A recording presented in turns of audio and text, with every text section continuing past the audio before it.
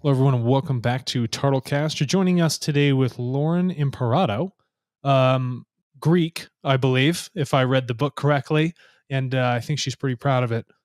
She has some of the healthiest solutions for real life, and what we think is fundamentally important about this is the fact that you know having a good culture is one thing for your company, but also making sure that the health of the people inside of it begin to match that. And so, Lauren, please, if you don't mind, introduce yourself. Tell us a little bit about I Am You, and then how that transitioned over to Retox, writing this book, and then having these sort of solutions that make sense for people to use in a not so do this, do this, do this format that's so rigid.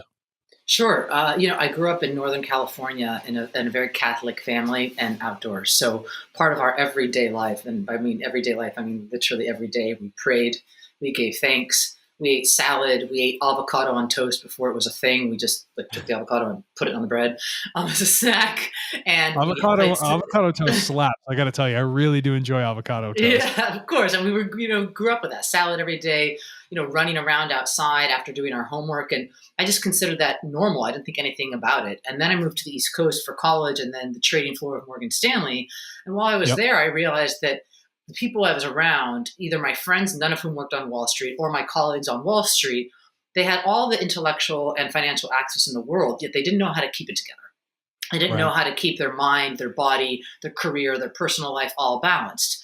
And that's when I realized on the trading floor that there was like a secret solution that evolves and changes every day. That it's not always that you do necessarily the same thing every day to be healthy, but there's a mix of things that you can put together like a puzzle every day to make sure you're healthy on that day.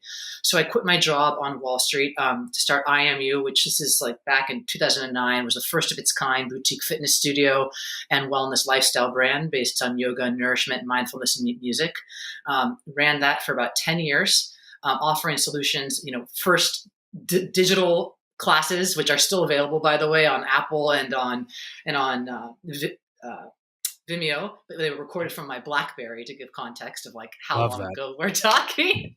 And then exited the business after 10 years and now have launched the association, which is another thing of solutions focused on women, focused on Right. women's careers and their lives. So I guess when I look at society, I always think that we're advancing in so many ways, but sometimes those advancements go much faster than our nature as human animals or as Homo sapiens. And what I try to do is Yeah, create solutions for that. that's funny that you say that. We state this a lot, that technology seems to be evolving itself for technology's sake, but it left the human being behind. Yeah. Where was it so that we could take these other technological solutions and actually help us evolve? I don't mean walking around like an ape. I mean, like, help me understand the benefits of meditation. Help me understand the benefits of retoxification. Yeah. And if we have data to support that, then it becomes more beneficial. Now we're using the technology to bring both up at the same time. And also, I feel like a lot of the technology out there, because now we have tech for every aspect of health and wellness and mindfulness. It takes our data and it receives it and it spits us back like a tabulation of things. It doesn't Right. actually tell you how to be better. I'm like, Correct. great. So I slept 4 hours last night. I know that. I'm tired. Yeah. It's not telling me how to sleep better without selling me a supplement or selling me some other junk that you don't actually need. Data Correct. is definitely focused on the people making and the tech, the people making the money off of that, and instead of the individual. I think it's a Yeah. big It's problem. like, it's just a new way of selling reports. Exactly. Exactly. And if you're looking at leading indicators and helping people build self awareness within themselves to find their own internal solutions that work independently for them, well, I think that's something that's a lot more sustainable in terms of that approach for Hmm. how you carry your own work forward, how you begin to continue to champion what you're doing, and then also translate that message to others. Absolutely agreed. Absolutely. So, if you look at the data on Wall Street, like you were talking about in the trading floors, cardiovascular disease is up, drug use is up, suicide rates are up, divorce rates are high. How is it that when you looked at that information and you saw the people in your local experience that you were with to say, how is it that I can operationally retune their lives, not by creating a one size fits all solution, but something that works independently for each one of them? How did you look at that data and then create what you have now, which is this idea of this retoxification? Yeah, I think about adding things into your life as opposed to taking things out. Okay. And adding things in aren't like supplements necessarily or kale, but looking at that basket of things that you need. So, if you look at what you noticed, what you mentioned that people on Wall Street suffer from, actually, I think it's across the board of society. I don't think it's like an industry specific, I'm but just I talking guess hyper like, focused. yeah, Yeah. yeah. But every day, I believe we need to move, we need to breathe, and we need to eat, and we need to connect with somebody we love or, like very deeply. And, Hmm. some days for me, that might mean a steak and a phone call with my mother and a run. And other days that might mean a massive salad and boxing and a text message with my friend, who lives in Spain. And that Yep. shifts. And ditto, I think, where I've gone from like that idea of retoxing of the mind, body, soul, now into the association, which is about your career and your personal life, things aren't the same every day because life changes so quickly. Right. Right. And I think the more companies try and provide this one stop shop solution to being better, the more they're missing the mark. I think that we have to look at ourselves as humans. We're different every day. Our cells are different and they regenerate, they change. So it's about being flexible and being able to pivot within that day. I think is really important. And And within so that week. is that when, you said our habits need to change. Is that about changing the habit of self-awareness, about knowing the dynamic nature? Or is it about creating very static habits that say, I got to use this one day or fit it to this or fit it to that, rather than understanding that I should take on a more flexible mindset and lifestyle rather than a more rigid one? I absolutely believe in the flexible mindset and lifestyle. I think Well, that I it's mean, you do so part of much this. yoga. Yeah, I mean, that would state it. But it's part of this rigidity, I think, that's gotten us here. It's this idea of having to adhere to this one doctrine, quite frankly, of health or fitness or wellness or mental approach, or having to listen to 7 articles a week or whatever it is. Everybody has their own little boxes that they put themselves under, and I understand that because society can be really overwhelming. So for many people, the more structure you create around it, the better. But oftentimes that structure limits the development of a human as a person from the That's inside out. correct. Right? The structure is from the outside in, but we need to think about life from the inside out. Well, I think Lauren, I think we're also getting bombarded. I mean, how many meditation apps are there? I mean, it's constant us trying something new, never executing, and just looking for that next new thing, whether it's a supplement, whether it's an app, whatever it may be. And so then we're just constantly getting that endorphin hit and never having the discipline or the ability to be able to make these daily lifestyle changes, like you said. Yeah, and I think part of that, I couldn't agree more. Part of the reason of that is it's coming at us as opposed to coming from us. And a big part of the reason of that, I mean, and I hate to say it, but the health and wellness industry is fundamentally not structured in a solid way. Meaning the health and wellness industry makes money by keeping us sick and unwell and sad and depressed and awake. There are actually ways to make you better. I mean, whether it was in my IMU decade or now with the association, I would rather make a difference in a customer's life and then off they go, right? And have them tell other people as opposed to have them be a repeat client. And that is an untraditional approach, but all of the health and wellness fitness industry, most of it is based upon keeping you in that cycle, Well, keeping you to buy the next upgrade, the next app. you're It's right. not about actually Because, making you better. well, that cycle means that you have the data shows that I can continue to generate income by keeping Exactly. people sick. And I've always taken the sort of the counter approach, which doesn't seem logical on onset and on paper, but I think it builds a much stronger brand community and changes society. And when you talk about this sort of change, I read here that eliminating life's pleasure for the sake of purity. Can you how would you first of all, how would you define pleasure, right? And how would you define purity in that sort of sense for what you are seeing today? So I've seen this trend, and I don't know if you've seen it, but it's been developing over the past really 6, 7, 8 years, where there are people that believe that by eliminating their favorite pasta and their favorite cookie and their hour extra out at night with their friend at the bar, that they are doing good for their body and life. And sometimes that's the case, right? Sometimes we do. But there's this image of like, you can't have any of these things I say that things in quotes, by the way, have been around many for hundreds and, if not 1,000 years, like bread. Yeah. And that's going to make, you have to like cleanse that out of your life to advance. And actually, if you look at least in my experience, when I look at a large segment of that group of people, they're miserable. They're not particularly happy. They just keep chasing this unobtainable goal and eliminating one more thing and one more thing that the media or health and wellness tells them to eliminate, without really thinking like, actually, maybe from my genetics, I'm Spanish Italian. Carbs are like a big part of those cultures, and they work with my DNA. I'm not going to take them out because somebody else tells me to, because in taking something out, eliminating that thing for the sake of purity, i.e. being better, stronger, whatever, you're probably going to have a psychological effect to that, like feeling guilty if you eat it, feeling longing for eating it, feeling stressed because you're constantly thinking about eating it, just sticking with the example of eating something. And I think that it's just been a seed implemented slowly, like a slow drip in the health and wellness fitness industries, that you have to eliminate to be healthy. And with Retox, it's about adding things in. And the whole approach of everything I do, whether it's, what was back in that decade or what I do now or advising companies, is really trying to think about it from a flipped perspective. Now, if you comparatively look at the data, is there data showing that the current deductive approach that people are taking, stripping things from their life, which then accrue to a certain psychological state, and is there data to show that you taking the inverse role of adding things in, retoxification in a sense, is actually more beneficial? Do you have any data that speaks to that? I've looked for a lot of data on this and reports, and you never find that. I'm dying to find that by I don't know, a big medical institution, because I think it would be very useful. My data is really based on observation of clients over the past many years of my life, whether it was and how many Wall Street. clients do you think you've had since the past 10, 20 years? Thousands.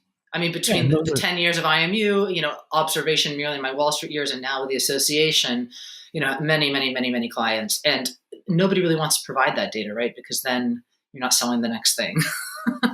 Yeah, it's like you go into a legitimate acupuncturist. They don't want you coming in all the time. Exactly. They want you to come in, fix you, and then never see you again. Exactly. Right? Exactly. It's like it's an interesting model that wants to create that health, but the thing is, when economics become the driver of human health rather than human health becoming the driver of economics, that's where you have that losing model, one that fundamentally doesn't allow us to evolve to the state that we want to evolve at. Exactly. Go ahead. I was just saying, what's really interesting about what you just said is that there's a lot of blame thrown at the Western medicine health system, which is full of problems. And there are absolutely problems and insurance company problems, and absolutely not denying that. But this other sort of health and wellness Instagram-y pop approach is the same. Maybe it's a different methodology. It's, not to say acupuncture, but, whatever it is, as opposed to, a setting properly of a bone, whatever that example is. But there's problems in both. And I think being aware of that is really important. Yeah, and you this is interesting because you just mentioned social media, and we have all these fitness influencers, and I had seen studies on this where they said that most of them, are very unhealthy. Whether they're whether they're taking steroids or whatever it may be, but it's unrealistic. But yeah, you see these, especially the younger generation, they're basing everything, whether it's been airbrushed or whether they're taking performance enhancing drugs, whatever it may be. But internally, it's extremely unhealthy.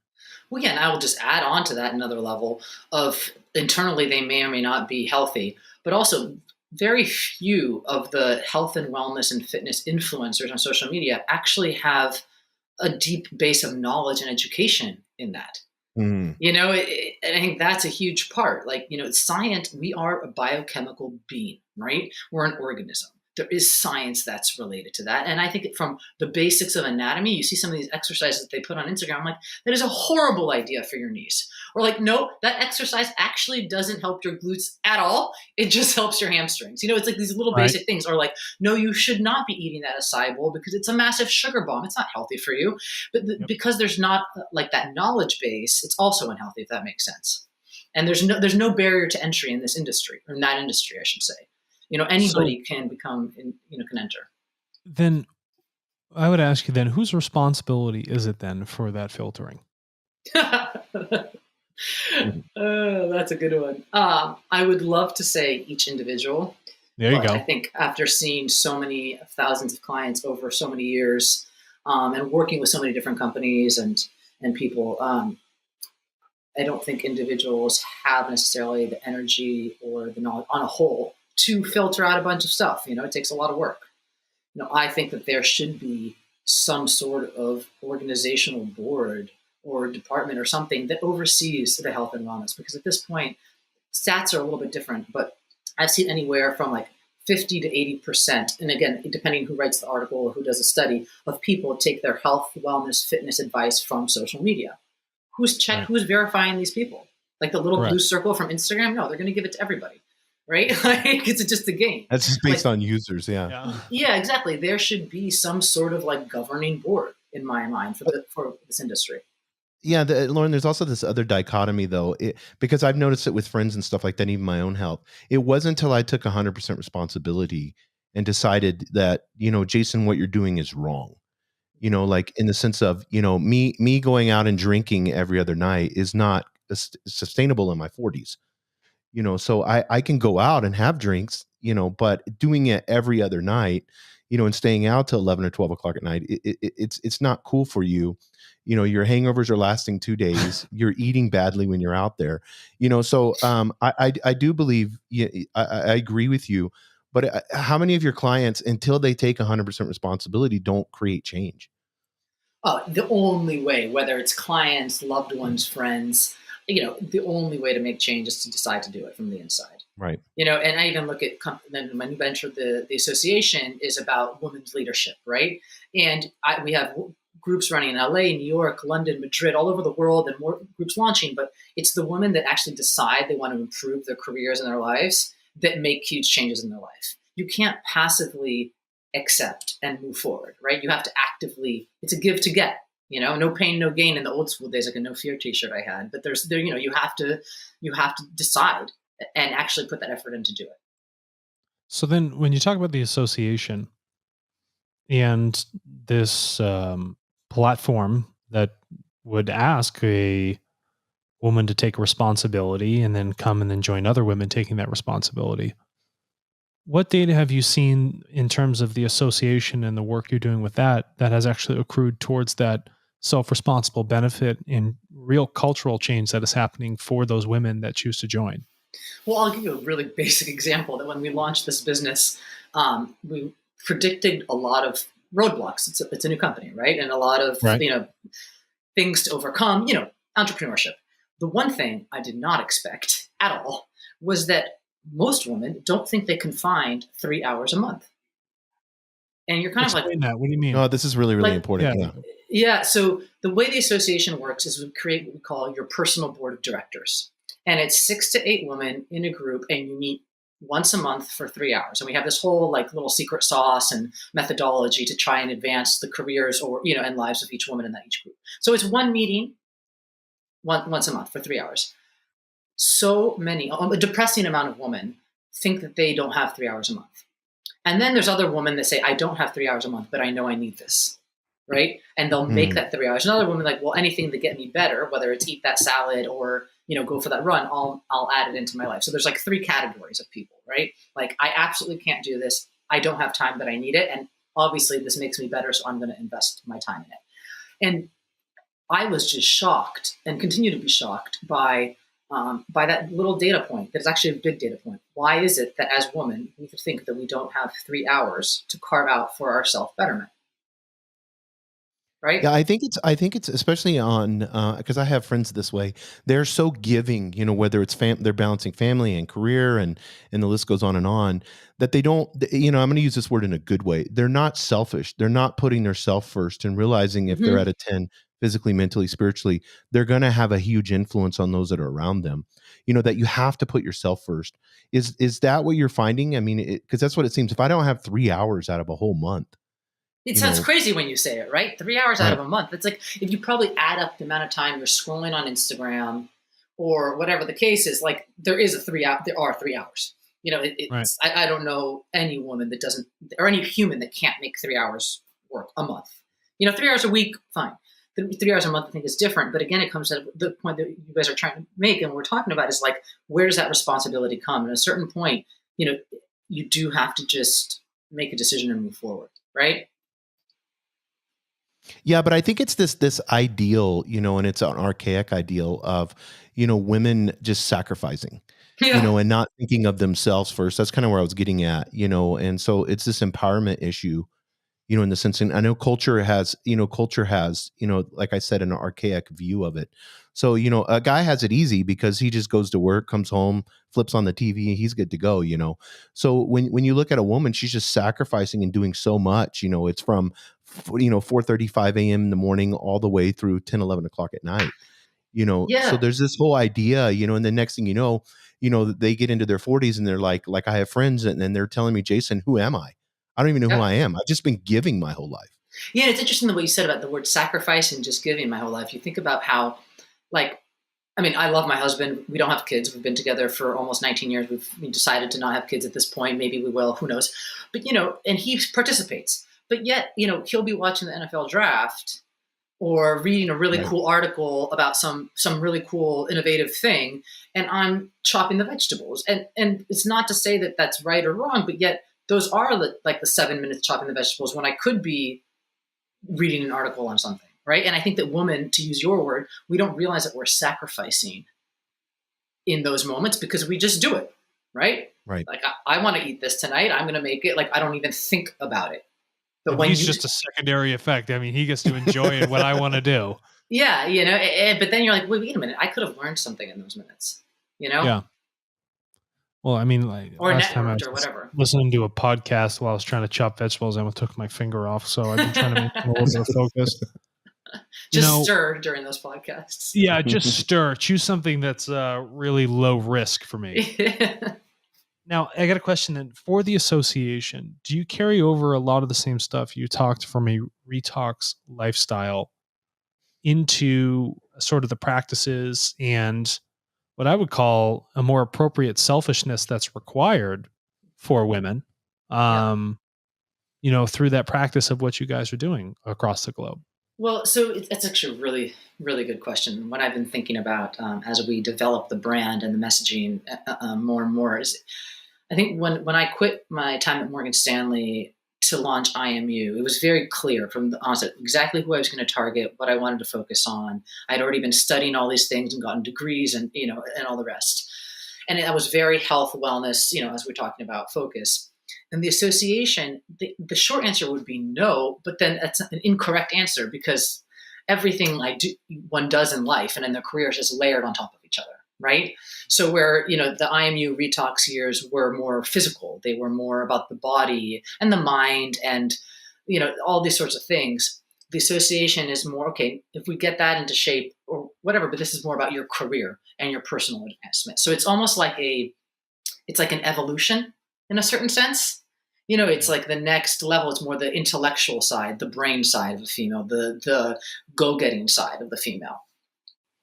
And do you feel like what you're doing is also matching sort of a cultural shift that's happening globally, or is this isolated to one specific country?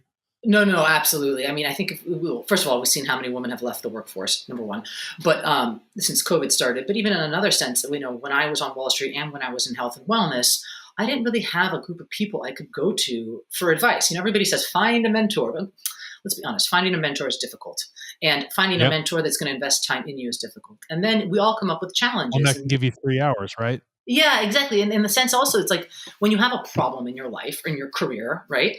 Who are you going to go to? You have your friends, maybe your therapist, maybe your mentor, maybe your loved ones. They all kind of know you and they know the setting you're in. So most likely we've seen, and the evidence and the data that we've seen, they give you advice within a certain range.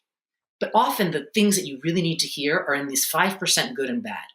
And it takes someone outside of your actual surroundings to be able to just lay it on you, like lay that truth on you, and that's when the change happens. And if you look at some of the most powerful leadership and growth organizations around the globe, one particularly extremely powerful, they have usually single digits amount of females in them. So we keep talking about equal pay, breaking the glass ceiling. And I started to look at it and look at all these amazing females that would come to IMU and be like, wait a minute, they should be in the C-suite, but there's a step before that. You got to get there.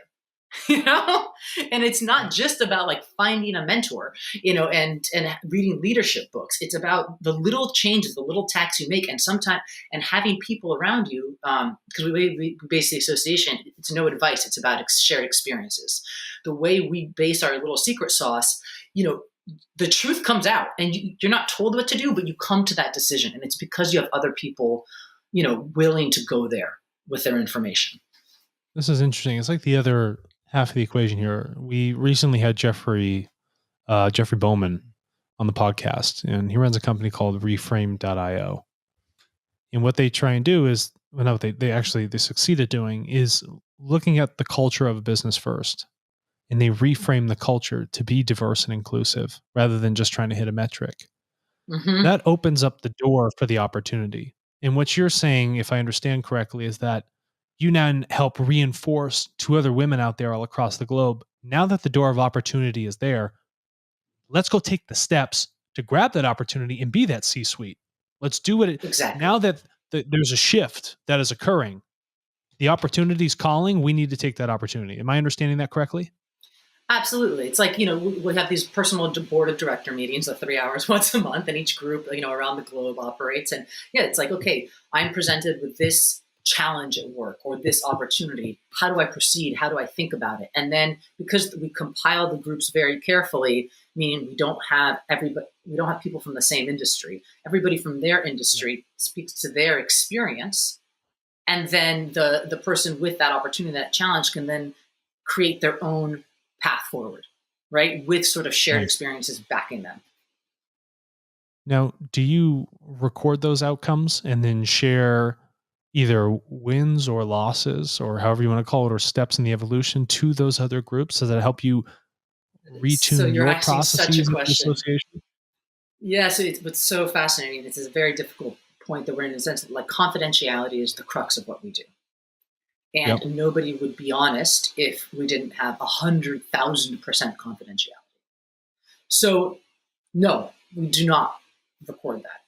But I'm in a few of the different groups, and I do see recurring themes, hence the 3 hour a month theme, hence apologizing for things theme, hence, different things that I see out. So we don't record the data. So, and I think, although from a data standpoint, that's, probably not ideal, from a female development standpoint, I think it's absolutely critical, because we need to trust in these members and trust that without tracking data, we will move forward.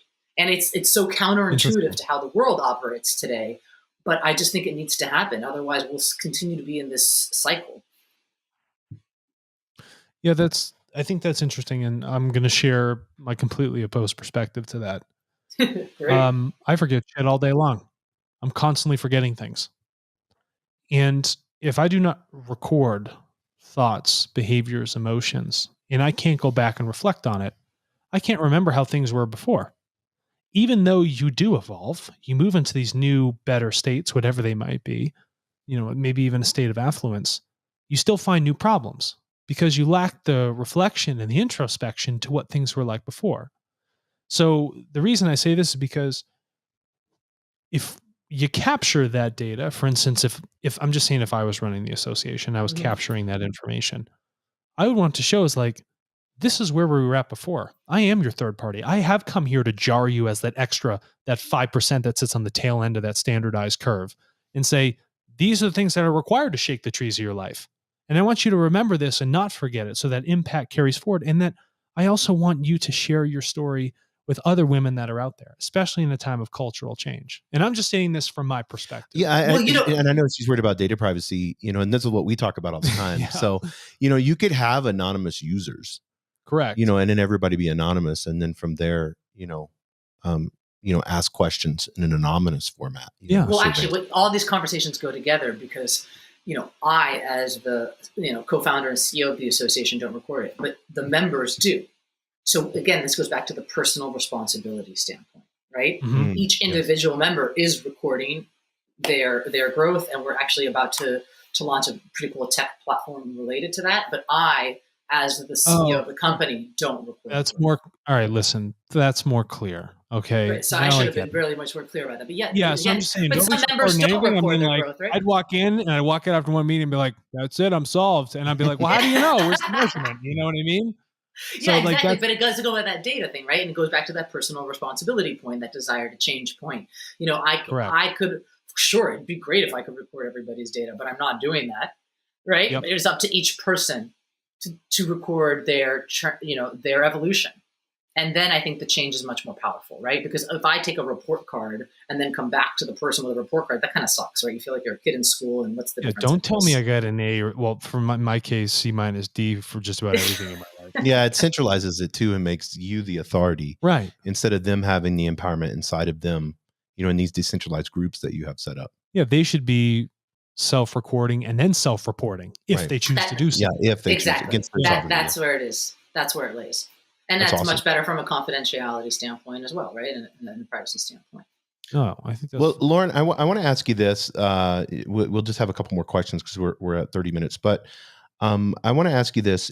What are some of the things that you have seen, in your experience? Because, you would be an expert in this, that, executives, especially women, some things that they can do. And I know you probably get asked this question a ton of times. Some things that they can do or some things that they can change, if we could leave some value, like I said, especially with women.